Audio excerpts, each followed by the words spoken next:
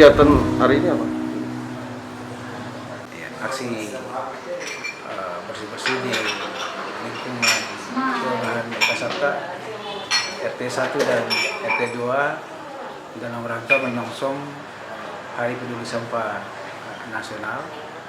Dan salah satu tujuan dari program tersebut adalah mengedukasi masyarakat dengan menggandeng Transhero dan juga KPP yang terbentuk di kelurahan supaya pemilahan sampah dari sumbernya ini bisa berjalan dengan baik dan berkelanjutan.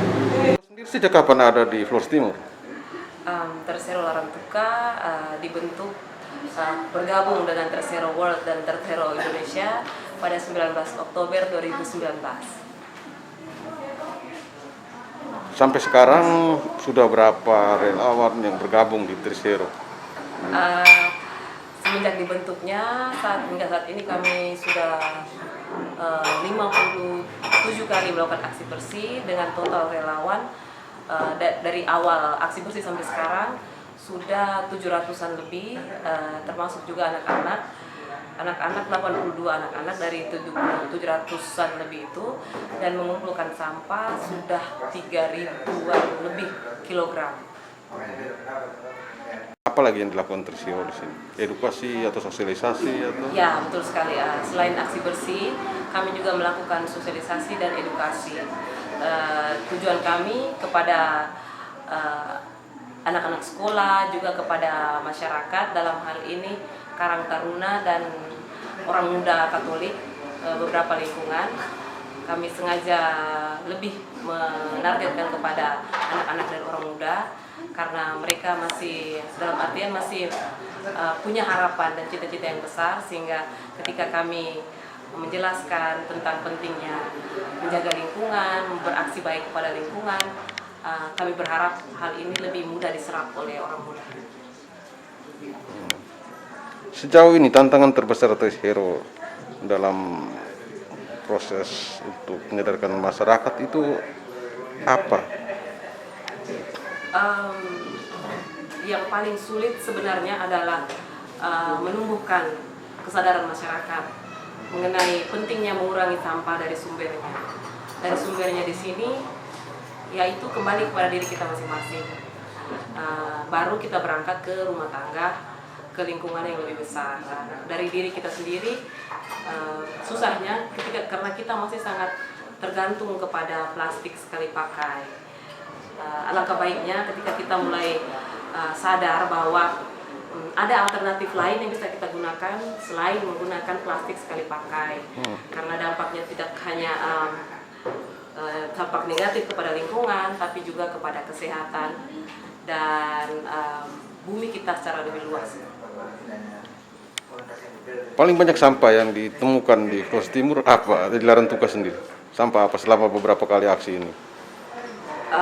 Karena kami Transhero World dan Transhero Indonesia fokusnya kepada pengurangan sampah plastik, jadi selama aksi bersih kami fokusnya kepada sampah plastik. Namun yang justru miris adalah ternyata banyak sekali sampah popok yang kami temukan di pantai ataupun di hutan bakau begitu, atau bahkan di pinggir-pinggir jalan yang sebenarnya bukan tempat sampah. Di sini bisa dikatakan bahwa ternyata masyarakat dengan sadar tahu dan mau sengaja menempatkan sampah popok ini karena disimpan dengan rapi ya di dalam karung dan dibiarkan di pinggir-pinggir jalan. Dan ini sebenarnya